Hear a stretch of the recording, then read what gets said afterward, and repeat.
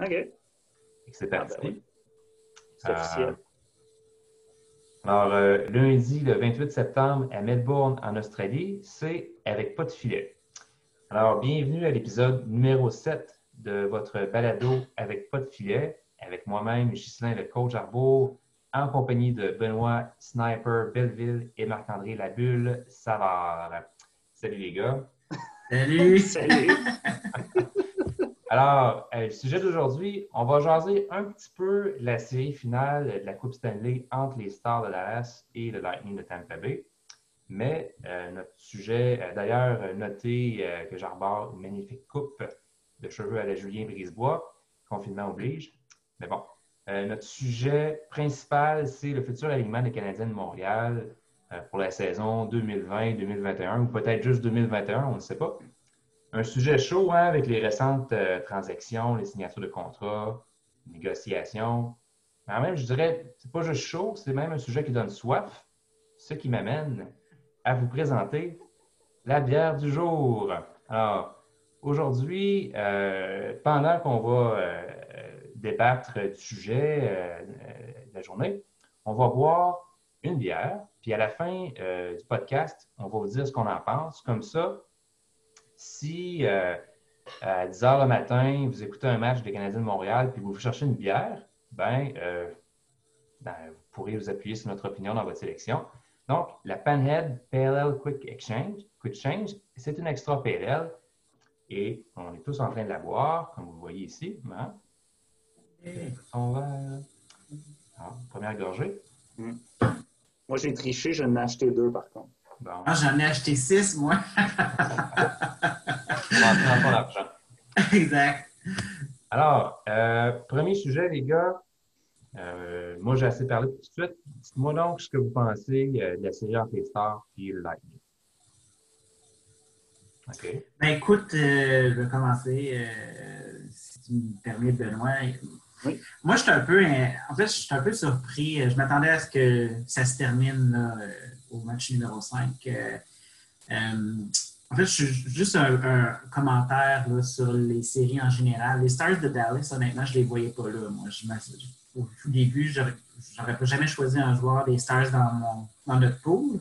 J'ai fini par le faire en cours de route, mais juste le fait que ce soit rendu là, c'est quand même assez surprenant. Mais moi, c'est sûr que j'ai une pensée pour Julien Brisebois. Puis là, je te regarde, Ghislain, puis j'ai une plus grosse pensée pour Julien Brisebois en ce moment, mais je le souhaite au Lightning, même si c'est sûr que mon cœur est avec Montréal, puis Lightning est dans la même division que Montréal, mais moi, je le souhaite au Lightning de la remporter.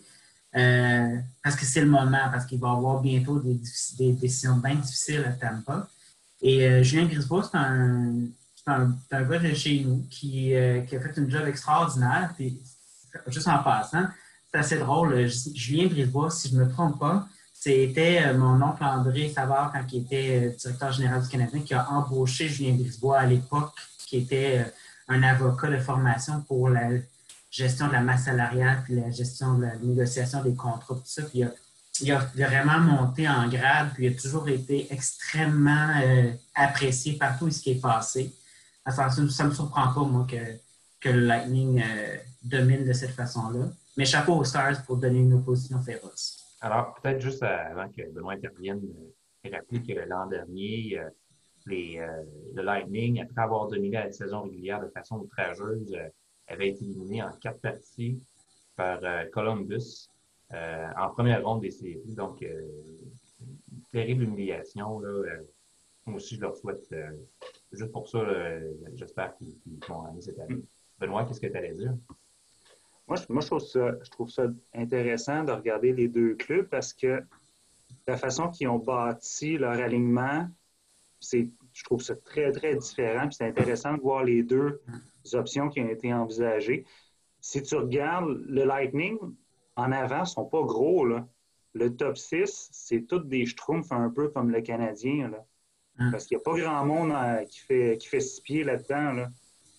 Tandis qu'à l'inverse, tu regardes Dallas, c'est la plupart des trains qui font... je pense qu'il y a un gars en bas de 6 pieds dans le top 6, puis c'est Joe Pavelski. Je veux dire, Il est sur le bord de 6 pieds, dans le fond, aussi. Oui, c'est ça. Je pense qu'il est à 5 pieds 11, mais je veux dire, les autres, c'est tous 6 pieds 1, 6 pieds 2 en montant. Ils sont tous gros, là. Mais à l'inverse, le Lightning, eux autres, ils ont peut-être mis tous les Schtroumpfs en avant, mais en arrière, tu as tous des défenseurs jumbo. Tu as Victor Edman, 6 pieds 6. Puis, je pense le plus petit dans ceux qui jouent beaucoup, ça fait 6 pieds 3 à peu près. Là, puis, ils sont tous 230 livres en montant. Là. Il y a les calls. Vas-y, Oui, rapidement, j'avais lu que Brisebois, c'était une des choses qu'il voulait améliorer l'été passé. Il voulait rendre sa défense un peu plus grosse. Mais il y a beaucoup de monde qui disait que le Lightning, c'est une équipe qui ressemblait beaucoup aux Canadiens de Montréal, juste en meilleur. Dans une équipe rapide, vraiment pas des gros joueurs, juste plus de talent que le Canadien. Ouais, c'est ça que j'allais dire. Oui, ils ont des Schtroumpfs, mais ils ont des collines de bons Schtroumpfs, par exemple. Oui, c'est ça. Ils ont choisi le grand Schtroumpf. Avec Kucherov, ils sont pas mal pris. Là, c'est ça. Ils ont Brayden Point.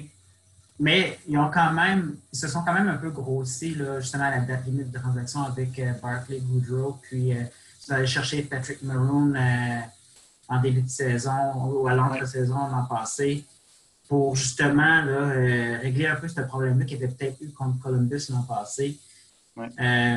Tandis qu'à Montréal, on va en parler plus tard, j'imagine, au courant de notre podcast d'aujourd'hui. Il y a du Schtroumpf de la ligne 1 à la ligne 4 là, à Montréal. Donc, c'est ça aussi les problèmes, je pense. Mais en tout cas, je suis un peu d'accord avec toi, Benoît. Oui, il y a des plus petits joueurs à l'attaque à Tampa, mais je pense que ce que ça veut dire, c'est que ça peut marcher, avoir quelques petits joueurs à l'attaque, mais peut-être un meilleur équilibre.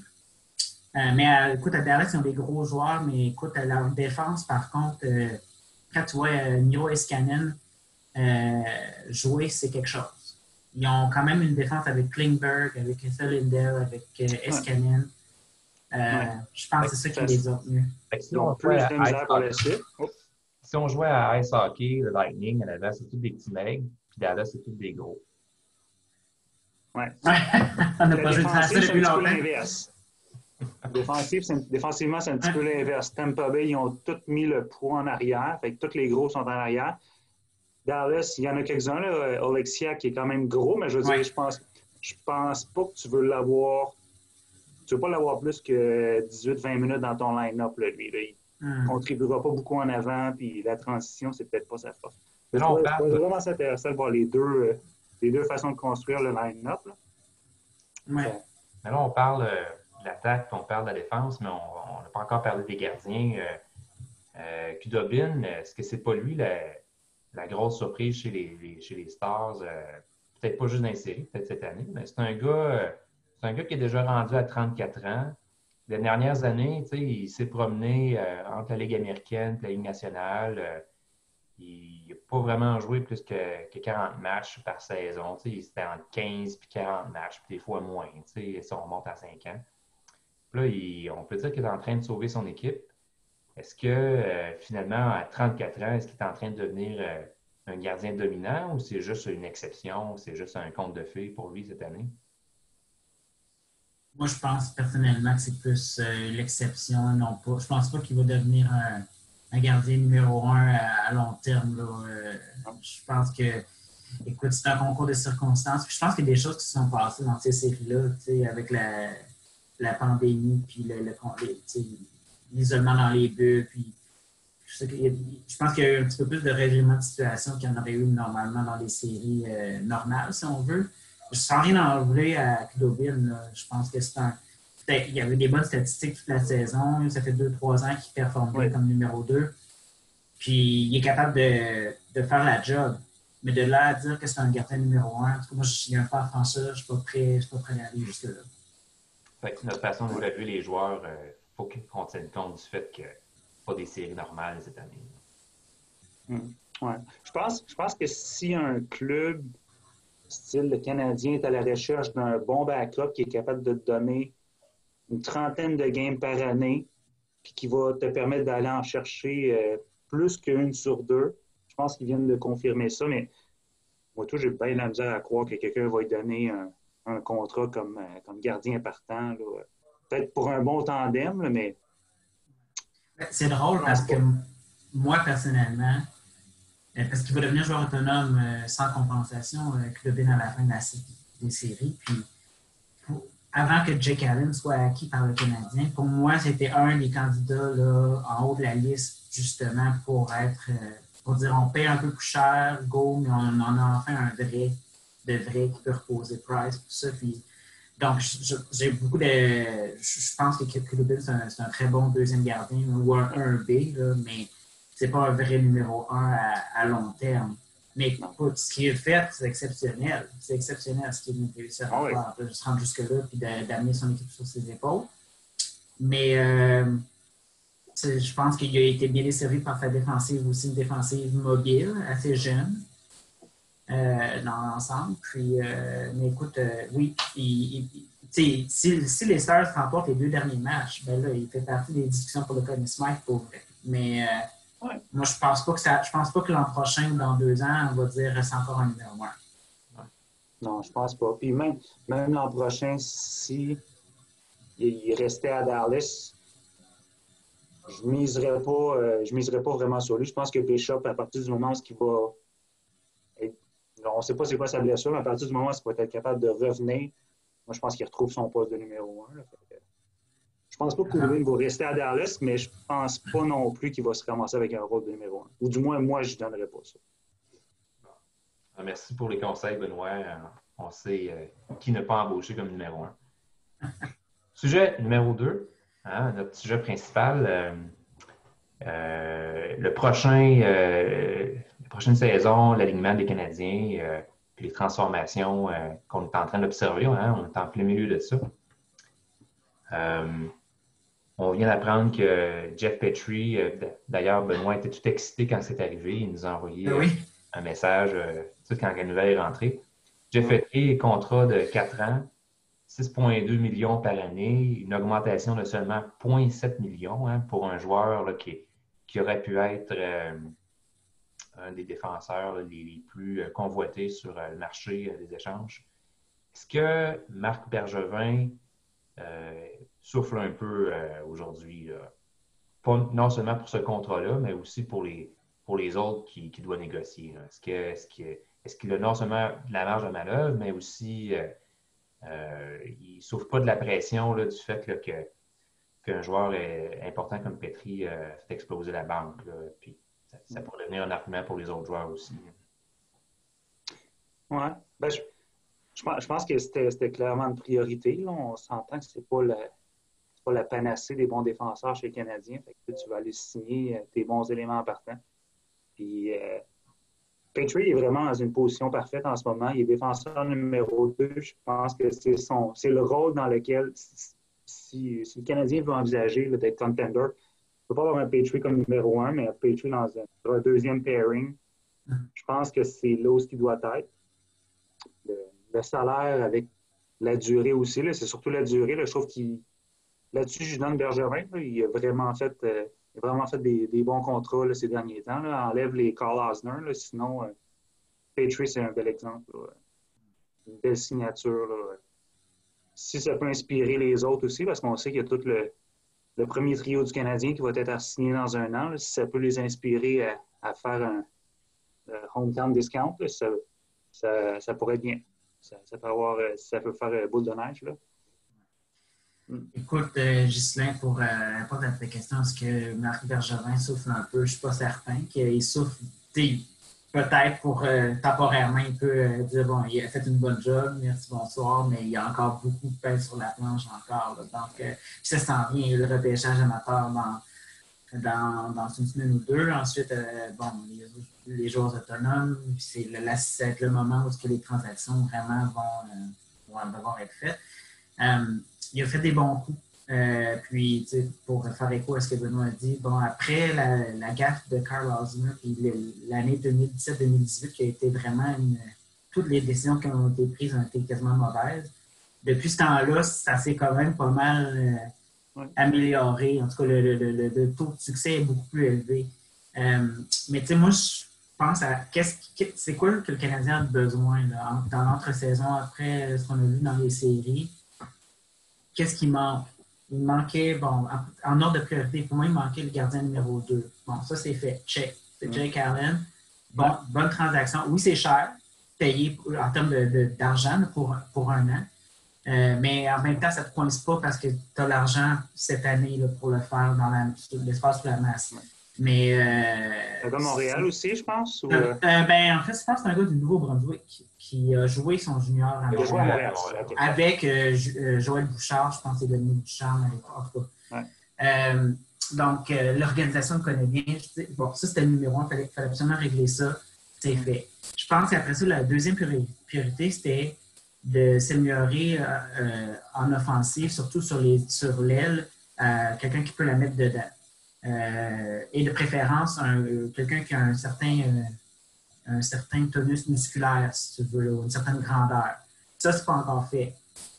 Puis après ça, je pense que la troisième priorité, c'était se grossir à l'attaque en général. C'est pas encore fait. Puis après ça, je pense que c'était de solidifier la défensive. Moi, à mon avis, l'addition de Romanov, juste naturellement, allait déjà solidifier un peu une défensive qui était quand même correcte lors des séries. Ce n'était pas le grand point faible. Mais écoute, j'ai rien contre la signature de Edmondson. Je pense que ça vient. Je pense que ce que ça fait, c'est qu'en ayant Edmondson et Romanov maintenant qui va joindre, je pense que ça veut dire qu'il y a un de Kulak ou Mété qui pourrait être inclus dans un package pour aller combler un des autres besoins. Parce que pour moi, c'est là, je ne sais pas si ça va être. Est-ce que c'est Max Domi qui va être sacrifié à voir? Mais il faut donner pour recevoir, mais il faut vraiment aller chercher un gros ailier qui peut la mettre dedans. Pour moi, ça, c'est vraiment le gros problème qui n'a pas encore été réglé. J'ai espoir. En tout cas, j'ai quand même confiance. Je pense que Marc Bergevin voit les choses en face puis il est conscient de ce qu'il a à faire. Il sait qu'il doit faire ça. Puis à date, il a réussi à pas mal faire les checks sur la plupart des choses qu'il a à faire. Il n'a pas encore pesé sur le bouton pour celui-là, mais ça reste à faire, ça. Fait que Marc-André, tu nous parles beaucoup des choses qu'il a améliorées. Puis tu sembles, tu as mentionné Romanov, mais tu sembles aussi avoir des espoirs ou en tout cas des attentes par rapport à de l'aide qui viendrait de l'extérieur. Mais dans les dossiers des joueurs actuels des Canadiens de Montréal, c'est quoi les dossiers qu'on doit surveiller, là? Peut-être pour des échanges ou pour des signatures, là? Ben, écoute, pour faire un peu écho pour enchérir sur la signature de Petrie, ben, le prochain gros dossier en termes de signature, c'est Gallagher. Et possiblement Dano. Oui, Gallagher, pour toi? Puis Gallagher, écoute, je serais très surpris qu'il ne soit pas signé. Puis je pense que la signature de Petrie a un cap quand même assez raisonnable, avec un terme assez raisonnable. J'ai comme l'impression que ça donne le ton un peu justement à ne pas, là, tout d'un coup, là, avoir un si gros problème de gestion de la masse. En tout cas, ça va peut-être pas mal solidifier, ancrer la négociation avec Gallagher. En tout cas, j'ai l'impression que Gallagher, ça va être réglé au courant de l'entre-saison. Puis Dano, ben, la question, moi, je pense que je pense que le Bergevin veut le signer à long terme. Il est encore relativement jeune. C'est un joueur, c'est le joueur de centre le plus complet. Puis ça sera pas c'est pas le centre numéro 1, mais honnêtement, c'est un centre numéro 2. Là. Il est quand même dans les finalistes pour le trophée Selke. Il fait quand même une 50aine de points par saison. Il a fait produire 30 buts à Gallagher. Donc, je pense que c'est une priorité, mais le problème, c'est est-ce que Dano veut rester, voyant ce qui est en train de se tramer à l'horizon? C'est là que ça devient un gros dilemme pour Bergevin. Si Dano ne veut pas accepter son rôle de troisième centre, ou en tout cas centre peut-être 2B, avec des équipes peut-être un peu moins productives dans 2-3 ans, quand que les deux jeunes vont avoir vraiment progressé. Ouais. Puis qui dit non, moi je ne signe pas parce que je vais voir qu'est-ce qui m'attend dans un an. Là, c'est qu'est-ce que tu fais parce que tu ne peux pas te permettre d'échanger Domi puis après ça perdre Dano dans un an. Marc-André, je vois que Benoît est sur le bout de sa chaise depuis un bout de temps. Là. Soit il veut aller pisser, soit il veut parler. On va vérifier s'il y a quelque chose à rajouter. Non, mais je suis d'accord. Je suis d'accord avec la première priorité, c'est de signer Gallagher. Je pense que c'est le cœur et l'âme de ce club-là. Tu peux pas. Tu as des jeunes, tu as Suzuki, tu as Kotkaniemi, tu as Evans. Ça te prend des joueurs pour encadrer ce monde-là, puis ça te prend des gagnants, puis ça te prend du monde qui vont bâtir une culture. Puis Gallagher, c'est exactement ça. C'est une culture où chiffre après chiffre, il va toujours être là. Fait que c'est clair que tu n'as pas le choix de le signer. Dano aussi, je pense qu'il faut que tu le gardes parce que autant je pense que Suzuki est prêt, autant je pense que Kotkaniemi s'en vient. Aucun des deux a traversé une saison complète à affronter les meilleurs trios adverses, ce que Dano a fait. Comment? Puis elle restait bon. Puis elle restait bon, c'est ça, parce que c'est clair qu'on s'attend à des hauts et des bas avec Suzuki et Kotkaniemi. Mais à un moment donné, si tu veux progresser, parce que ton club il est vieillissant, là, si tu regardes la défensive, la plupart de tes gars sont autour de la trentaine, sont pas mal dans leur prime. La fenêtre du Canadien, selon moi, s'ils veulent essayer de gagner, c'est d'ici 1 an, 2 ans, peut-être 3 ans, là, avec le groupe qu'ils ont en ce moment. Fait que tu n'as pas le choix de garder Dano aussi. Mais je me suis amusé à regarder l'alignement en ce moment, là.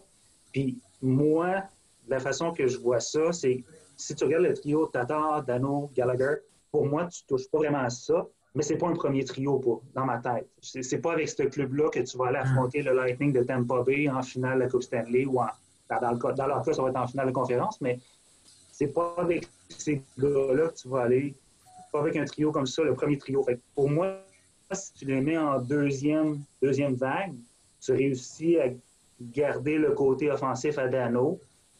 Mais après ça, c'est qui tu mets sur ta première ligne, tu sais? Ouais. OK, mettons Suzuki, tu le gardes là. Drouin, il y a les skills pour être là-dessus. De l'autre côté... Non, mais c'est ça. C'est que là, ça peut pas être... Il en manque un. C'est ça. Mais ça revient à ce que je disais. C'est pas Armia, que j'aime beaucoup. Là. En ce moment, c'est Armia, mais par défaut. Oui, mais écoute, je suis d'accord avec toi. Tatar, Dano, Gallagher, tu touches pas à ça. Non. C'est pas un premier trio, mais c'est un très bon deuxième trio, vraiment. Moi, je t'intéresse de vous en... Oui, vas-y. C'est un trio qui te fait gagner. C'est avec ça que tu vas gagner une coupe. Là, je veux dire. Si tu l'as sur le premier trio, tu as un problème. Mais si tu l'as deuxième trio, mais tu as une première vague, OK, ça commence à faire du sens. Là. C'est ça. Ton deuxième trio qui embarque sa glace, c'est Tatar, Dano, Gallagher. OK, là, c'est sérieux. Là. C'est ça. Bien, écoute, je suis d'accord aussi avec toi sur le fait que la fenêtre du Canadien, c'est drôle, on parle d'une reconstruction ou d'un reset, peu importe comment tu appelles ça, mais il va falloir que ça marche bientôt parce qu'ils ont pris la décision que Price et Weber, c'était les leaders, que c'était avec eux autres qui allaient gagner, puis bon, Petrie est quand même pas jeune. Fait qu'il faut que ça marche d'ici 2-3 ans. Ouais. Puis pour ça, c'est pour ça que je pense que là, maintenant, il y a comme, OK, il manque un ailier de premier trio. Ouais. Puis, à mon avis, je pense pas qu'on parle de Patrick Laine. Là. Je pense qu'il faut peut-être falloir oublier ça. Mais je pense que, honnêtement, si tu packages Domi puis peut-être un Kulak ou un été, puis en tout cas, il y a des choix de repêchage que tu peux aussi ajouter. Je pense qu'il y a des cibles qui sont réalistes, des Anthony Manta, par exemple. Tu viens de s'acheter une maison. Ouais, ben, regarde ça se déménage. Mais je dois juste dire que dans le fond, tu remplaces Armia que tu remets sur la 3 puis que puis d'un coup, tu te retrouves avec Drouin, Suzuki puis, mettons, Manta, ou en fait un équivalent. Et là, ça fait 2 trios. Peut-être, je ne suis pas certain que c'est un trio numéro 1, peut-être éventuellement avec la progression de Suzuki, mais au moins, ça t'en fait 2 vraiment que tu peux dire ça compétitionne, plus ça change la chose. Ça change les choses. Il va peut-être falloir sacrifier une partie d'avenir à laquelle on s'est attaché beaucoup dans les séries. Je pense qu'il y a beaucoup d'amateurs qui, pendant les séries, qui se sont amourachés à nouveau de Kotkaniemi, après une saison difficile, puis qui ont été aussi très satisfaits, très intéressés par le travail de Suzuki. Mais juste pour revenir à Dano rapidement, pour moi, c'est plus important d'avoir un Dano qui est content qu'un Kotkaniemi ou un Suzuki qui est content. Ouais. C'est dans ces années-ci, là, dans les 2 prochaines années, je pense que c'est plus important d'avoir ce gars-là à son maximum que les 2 jeunes à leur maximum. Fait qu'au pire, là, si tu as besoin d'aller chercher ton ailier format géant, Marc-André, moi, je suis pas sûr que les gens ils vont vouloir, les directeurs généraux vont vouloir absolument avoir Domi, mais peut-être que Suzuki et Kotkaniemi, c'est peut-être ça qu'il va falloir payer là, pour le futur. Là. Écoute, ça dépend c'est quoi que tu m'offres. Là. Je veux dire, à la base, moi, je pense que Domi, il n'a pas une super saison, puis ses séries ont été très ordinaires. On va être poli. Mais c'est quand même un centre qui peut être un centre top 6 dans plusieurs formations. Je pense qu'il y a encore une valeur. Puis écoute, on dit le buy low, sell high, mais Bergevin, il a échangé Pacioretty quand Pacioretty était à son plus bas. Il a réussi à obtenir quand même Tatar et Suzuki puis un deuxième choix. Alors, moi, je pense que... Il y a beaucoup de clubs qui cherchent un deuxième centre aussi. C'est ça. Moi, je pense que Domi a quand même une certaine valeur. Puis, comme je te dis, moi, j'irais plus avec un solide ailier top 6 que... Ah, écoute, Patrick Laine, c'est peut-être un des seuls que tu vas dire, OK, bien, à ce moment-là, tu peux considérer peut-être Canini comme échange. Et encore là, parce que moi, j'ai des réserves à propos de Patrick Laine en termes d'éthique de travail, puis de personnalité, puis tout ça, puis de son sérieux. Mais si tu sais, Kotkaniemi, moi, je n'y toucherais pas, mais c'est pas un intouchable dans la mesure où si tu me dis vraiment que je vais régler le problème, mais ça a besoin d'être un jeune ailier. Ouais. Kotkaniemi, c'est un ancien troisième choix au total. Oh. Alors, ça a besoin d'être. Tu vas pas, moi, je n'échange pas Kotkaniemi pour un ailier de 28 ans. Non. C'est un joueur de centre. Tout en partant, je pense que ça aurait beaucoup plus de valeur qu'un ailier. Mais ça va être vraiment intéressant parce que si tu regardes qu'est-ce que tu peux aller chercher. Fait que là, il y a différentes avenues. Tu peux aller sur le marché des joueurs autonomes ou tu peux essayer de procéder à un échange. Puis, en ce moment, c'est le marché des joueurs autonomes. Je pense qu'il y a peut-être 2 joueurs qui pourraient aider plus le Canadien. Un, c'est avec des gros points d'interrogation, c'est Hoffman, en Floride. Mais c'est ça, tu sais, je pense que tu ne veux pas tout faire ça avec une pole de 10 pieds, puis même encore là, tu sais, moi, je pense... Ici, c'est un cas de distanciation sociale de plus que 1,5 mètres. Là. Écoute, là, moi, je pense que j'ai encore la poursuite, là, Carlson avec sa femme. Puis, écoute, c'est... des gars, moi, ça donnerait du bon matériel pour Michel Tremblay, je pense. Oui, ou ça donnerait du matériel pour nos prochains podcasts, éventuellement. Mais, gars, moi, je ne toucherais pas à ça. Je pense que Marc Bergevin n'a pas envie de ça. Non. Ben, ce serait bon pour lancer compte. Là. Il y aurait comme 15 générations qui s'en viendraient.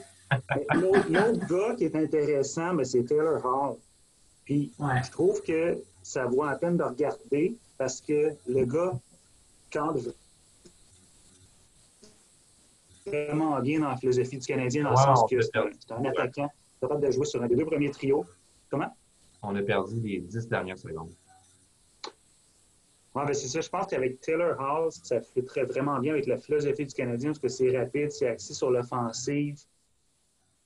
Parce que ça prend quelqu'un pour la mettre dedans. Je pense que lui, ça pourrait te donner 35 buts au moins, sinon 40 dans les bonnes circonstances. Si tu réussis à le mettre sur un premier trio avec Suzuki puis Drouin, je pense que ça pourrait être intéressant. Sont-ils capables de l'attirer? On sait qu'il y a d'autres équipes qui sont en train de placer leur pion pour aller y faire une offre. Là. Mais si tu vas le chercher, après ça, tu as Domi que tu peux essayer de soit le jouer sur ta 3e ligne ou d'aller l'échanger, d'aller chercher d'autres joueurs qui vont complémenter l'équipe. Qu'est-ce que vous en pensez? Moi, je pense que Taylor Hall pourrait être une bonne idée. Mon seul bémol, c'est combien ça va coûter en termes de cap pendant combien d'années. Puis c'est ça qui est le danger, parce que là, les bons joueurs coûtent cher. Quand tu vas vouloir re-signer, je te donne, bon, je reviens avec mon Anthony Manta, ça va être gossant, là, mais c'est Anthony Manta qui a 25 ans, je pense que c'est le même âge que Domi. Ouais. C'est aussi un joueur repêché en 2013. Il a le potentiel de faire une trentaine de buts. Il fait 6 pieds 5, 200 coqueliers. C'est un Québécois. Moi, je me dis, ça serait quasiment là, tu dis, tu veux un gros ailier marqueur, puis en plus, il vient de chez nous. C'est intéressant, puis il risque de coûter, probablement, tu peux le signer plus pour un montant autour de 5,5-6 millions par année, tandis que ça risque d'être plus autour de 9 millions. Ce 3 millions d'écart-là te permet peut-être de re-signer quelques-uns de tes joueurs autonomes l'an prochain, puis d'avoir une fenêtre un peu plus longue. Parce que sinon, ça veut dire que Taylor Hall, si tu le signes, c'est pas une mauvaise idée, mais ça veut dire que c'est cette année que ça a lieu, parce que si tu gardes et Domi et Hall, Et que ben, ça veut dire que l'an prochain, bye-bye Tatar, puis probablement bye-bye Armia, puis probablement même peut-être bye-bye je ne sais pas qui d'autre. Tout ton deuxième trio, dans le fond. Fait que c'est ça qui est un peu inquiétant. Je regarde ses stats là, en 2019-2020. C'est pas une saison complète, là, mais il y a eu 16 buts, 22 passes. Peut-être que dans une saison normale, ça aurait été quelque chose comme 24 buts. Faut pas oublier je pense qu'il était blessé. Il avait fait ça en 40 quelques matchs. Oh. Il était sur un... Oui, lui, c'est un joueur qui peut faire entre 60 et 65 points par saison avec une trentaine de buts. Domi, cette année, c'était pas fameux, mais la saison d'avant, c'était quoi? C'était 62 points, quelque chose comme ça? 72. 72. Ouais, mais il faut se demander aussi, est-ce qu'il finit avec nous autres, Domi, ou est-ce qu'il peut retrouver sa touche? Est-ce qu'il peut retrouver sa touche? Oui. Mais est-ce que ça va se passer à Montréal? Moi, j'ai des gros doutes là-dessus. Là. Je pense qu'il s'est passé de quoi dans les séries qui n'a vraiment pas plu à tout le monde. C'est pas normal. Là. Ils l'ont laissé coincer sur la quatrième ligne. Là, à un moment donné, c'est pas juste la production offensive qui a été décevante en série. Puis je comprends que, bon, en partie, c'était causé par le fait qu'il jouait avec Dale Weiss puis Jordan Hill au début. Ça aide pas. Mais même quand il a été dans des meilleures situations, puis que Kotkaniemi jouait super bien, puis qu'à un moment donné, ils l'ont placé avec Kotkaniemi, puis il a réussi à éteindre quasiment Kotkaniemi. Puis c'était aussi sa prise de décision qui était décevante. Et que finalement, on dirait qu'il essayait de tout faire tout seul et créer des revirements. À un moment donné, tu peux ne pas produire, mais quand tu joues bien, même si tu ne produis pas, à un moment donné, ça va débloquer. Mais là, c'était... Écoute, à Montréal, je me rappelle quand il est arrivé, Domi, c'était un gars qui était émotif. Mm-hmm. Il semblait carburer à l'émotion, ce gars-là. Il semblait, en fait, des fois, il pognait des pénalités niaiseuses parce qu'il était trop dedans. Là, on dirait qu'il est encore mené par ses émotions, mais c'est des émotions négatives, un petit peu de bougonnage, puis ça a l'air d'être un joueur émotif, mais qui l'a plus pantoute avec Montréal. Là. T'as-tu envie de prendre une chance avec un gars de même? Tu ne sais pas ce qu'il va te donner l'an prochain.